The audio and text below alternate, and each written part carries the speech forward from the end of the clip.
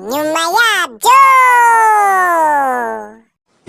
bira ariko ubwo namwe mwagiye mu rurimi gusa ntimwareba content nge ndashaka kumbwira content nyakubaho unyemereye buretse content nuko cyanyuranyijeho ni iki yavuze iki ku buryo kinyuranyije n'icyo undi yari yavuze aho izo mvi zanjye zintaye mu gihe kuko gasubiremo ako kantu aho izo mvi zanjye zintaye mu gihe kuko bikumva ashaka guseka uraseka ibiki wowe no icyo nibuka icyo gihe kuko twese twabibonye icyo minister nta makosa yakoze avuga ati hari ibyo gihe navuze mwebwe musobanura mubwira abanyarwanda ibitari byo.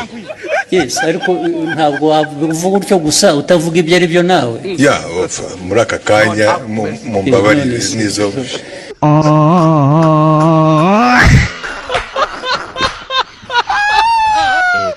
moments later.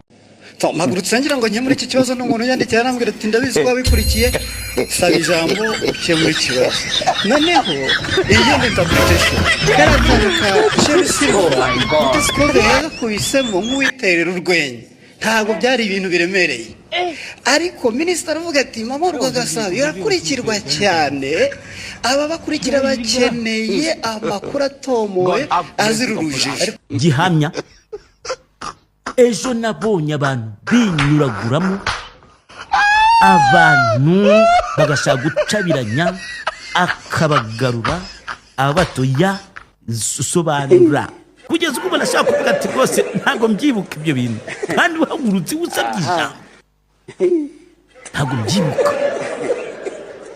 tujye tumenya kuvuga ijambo vuga ijambo uhagazeho ugashaka kudefanda ibintu bitadefandika kandi urabibona ko byafashe indi sura arashaka kubiha umurongo ugashaka kudefanda ibintu bitadefandika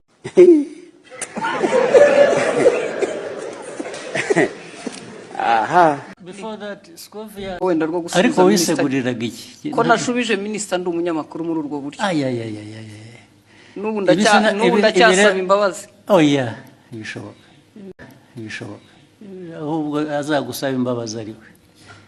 A few moments later. When I was walking around the city, I asked a lot of people and they told me that we see our president as our father. I thought that was a joke until today I witnessed you solving as a case here and asking what did he say, what did he say. So Mr. President, your people really love you. I'm as crazy as you are. And lastly, Mr. President, you know my father usually say that he believed that content can take people places. For me, I just request a selfie to go and show him that I met the president of Rwanda. Yes. And I give you two.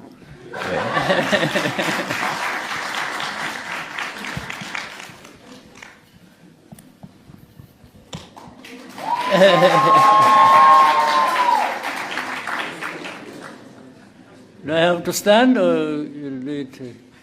Just yeah.